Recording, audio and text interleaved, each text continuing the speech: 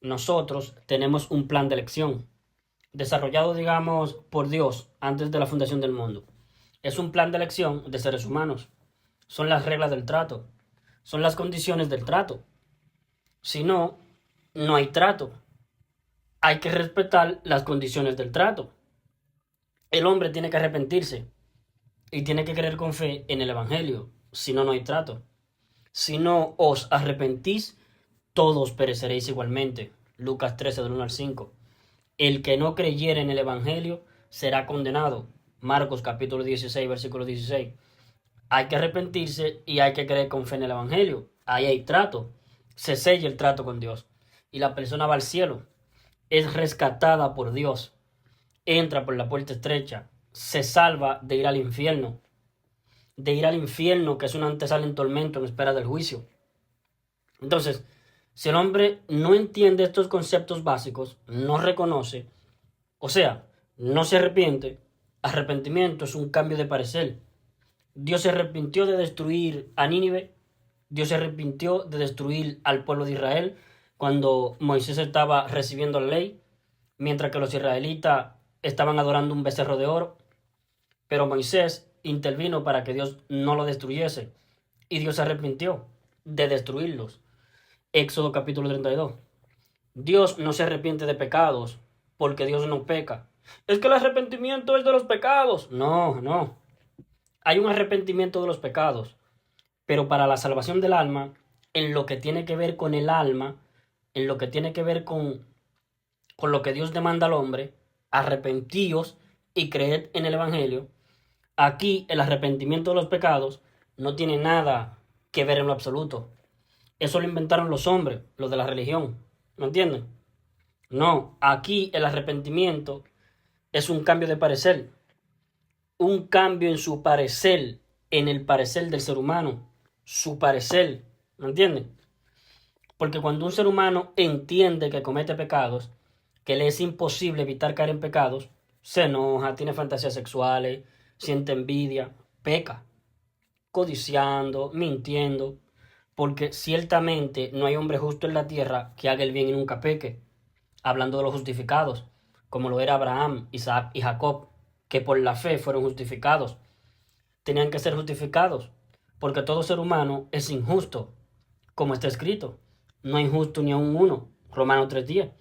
Y la justificación siempre es por la fe. En Romanos capítulo 5, versículo 1 dice, justificado pues por la fe, tenemos paz para con Dios por medio de nuestro Señor Jesucristo. Hacemos las paces, ya no somos enemigos de Dios. Hacemos las paces, nos amistamos con Dios, nos volvemos amigos, ¿me entienden? Justificado pues por creer con fe. Pero, ¿qué es lo que hay que creer con fe? Lo primero que hay que creer es que nosotros siempre vamos a pecar. Eso hay que reconocerlo. Y la religión, los pentecostales, los adventistas, los católicos, no tanto. Pero igual los católicos tienen otro tipo de herejía. El purgatorio, que la Virgen María, que confesar los pecados con un cura. Bueno, pero no lo hace nada de mal el mundo protestante, el catolicismo, en cuanto a lo distorsionado a la verdad bíblica, el mundo evangélico. Eh, lo primero que tiene que reconocer el ser humano es que dónde está viviendo el alma, que no tiene sexo. El alma no es sexual. No hay alma hombre, alma mujer, no. El cuerpo sí, pero el alma no. Entonces, lo primero que tiene que reconocerse a sí mismo el ser humano, a través del espejo moral de Dios, que es la ley, es que no puede cumplirla. ¿El hombre puede cumplir la ley? Sí, parcialmente, pero no toda y todo el tiempo. Para que el hombre pueda irse al cielo en todo su paso por este mundo, desde que nace el ser humano, desde que nace como niñito del vientre materno, hasta que le sorprenda la muerte física, nunca jamás tendría que pecar ni una sola vez, porque el alma que pecare, esa morirá. Por eso es que la religión es diabólica, porque la religión se viste con un manto de pureza, un manto que todo es de Dios, como que todo es de Dios, celestial, y es cosa diabólica la religión. La religión es satánica. No importa qué tipo de religión sea, es satánica. ¿Por qué la religión es satánica? Porque usa la Biblia, por eso es satánica. Porque usa la Biblia. Satanás, para tentar a nuestro Dios, usó la Biblia, pero dándole un significado incorrecto. ¿Me entienden? Satanás sabe la Biblia y usa la Biblia en las religiones. Entonces, es tan difícil que una persona pueda entrar por la puerta estrecha, porque lo que le va a impedir, lo que le va a impedir a la persona entrar es el mundo. El mundo es un gran factor de engaño. El mundo, la sensación que le puede venir a un ser humano mirando cómo se conduce en el mundo, es que todo está bien. Un mundo idílico. ¿Saben cuál es la realidad del mundo? ¿Quieres ver la realidad del mundo? Anda, ve a los cementerios, amigo. Esa es la cruda realidad del mundo. Anda a los cementerios. Ahí están las personas que un día nacieron en este mundo, dejaron el mundo y dónde fueron a parar sus almas.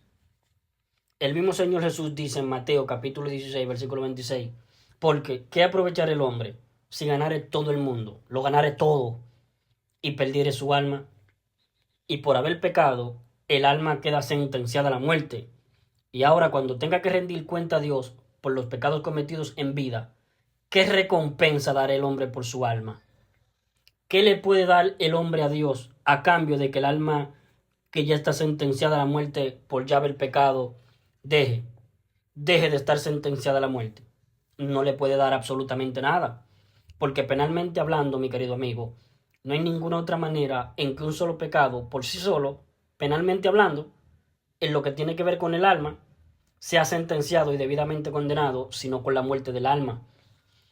Lo voy a repetir. Penalmente hablando, lo que tiene que ver con el alma, la muerte del alma, no con la muerte física, no, con la muerte del alma, lo penal, pena de muerte para el alma.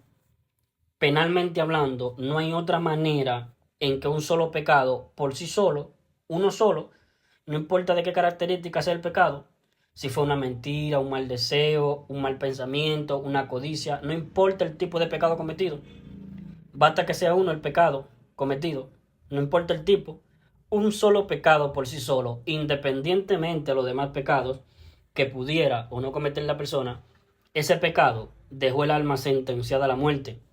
Y una vez que el alma humana ha quedado sentenciada a la muerte, de ahí en adelante, ya no importa si ya la persona nunca más peca, nunca más comete pecado, como si pudiera nunca más pecar. No importa, ya pecó, porque ya pecó, no importa. Una vez el alma ya quedó sentenciada. ¿Qué es lo que es el arrepentimiento que Dios demanda para salvación?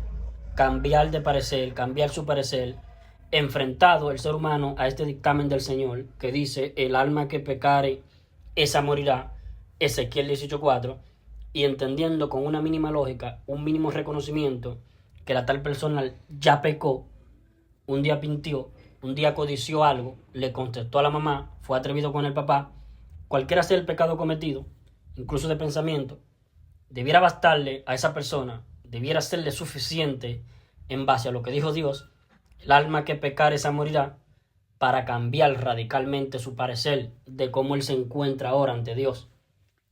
Debería parecerle que se encuentra con su alma sentenciada a la muerte en el lago de fuego. Eso le debiera parecer, pero tristemente, ante la mirada atónita de todos, vemos que el hombre no se quiere ver así. No quiere cambiar su parecer respecto de cómo se encuentra ante Dios. A cualquier ser humano, a cualquiera, que tú le preguntes: si tú te mueres, ¿dónde vas? No sé. Pero hombre, pecaste. Y Dios dijo: el alma que pecare esa morirá. Vas al infierno. Vas al infierno a esperar en tormento el juicio porque ya pecaste y tienes que rendir cuenta por ese pecado. Y un pecado penalmente se condena con el lago de fuego, con la muerte del alma.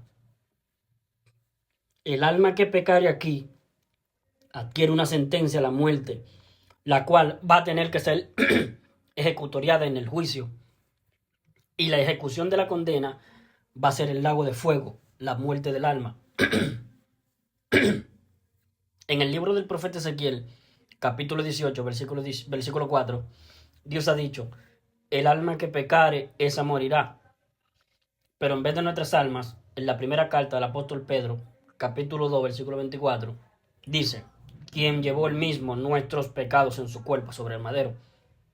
De esta manera, por este motivo, en la primera carta del apóstol Pablo a los Corintios, en el capítulo 15, versículos 3 y 4, está escrito que Cristo murió por los pecados de nosotros, conforme a las Escrituras, y que fue sepultado, y que ha sido resucitado al día tercero, conforme a las Escrituras. De esa manera, Cristo nos salvó nuestras almas, por sustitución. Cristo en vez de mí, Cristo en vez de ti. Ahí en la cruz del Calvario, murió por los pecados de nosotros, por mis pecados, por tus pecados, y así nos salvó por sustitución. Ahí Cristo en la cruz, Él se dejó imputar penalmente con todo tipo de pecado, todos los pecados que nosotros cometeremos siempre, desde que nacemos en un cuerpo de carne hasta que el cuerpo de carne se muera, ya sea en el camino ancho, hasta que nos muramos, los que mueren en el camino ancho, o los que hemos entrado por el camino angosto, ahí también pecaremos hasta que nos muramos. Nos cubre todo evento pecaminoso en toda nuestra vida terrenal. Eso es lo que hay que creer. De otra manera, imposible, porque sería imposible que el ser humano, sin la sustitución de Cristo, pudiera irse al cielo. Porque un pecado por sí solo, independientemente de los demás pecados que pudiera o no cometer la tal persona, ya sentencia el alma a la muerte. Y una vez que el alma ha quedado sentenciada a la muerte, de ahí en adelante, una vez que el alma ha quedado sentenciada a la muerte por haber pecado, por haber cometido un pecado, no importa si de ahí en adelante ya no peca nunca más, como si pudiera no pecar nunca más. Ya no importa, ya pecó. Ya tiene que responder penalmente por ese pecado. Ya tiene que al morir irse al infierno por un pecado, tener que responderlo en el juicio. Es que no puede quedar penalmente ningún pecado impune sin que el hombre lo tenga que responder. Responder por ese pecado, dar cuenta por ese pecado, tiene que ser el juicio, porque Dios es un Dios de juicio, es justo, justo juicio. En el aspecto judicial, en materia judicial, no puede quedar ningún pecado impune, ningún pecado cometido impune, sin ser sentenciado y debidamente condenado, sino con la muerte del alma. Esto es lo que hay que entender acá. Entonces, Dios siempre apela al sentido común del hombre, que el hombre razone, que se dé cuenta, que use la lógica,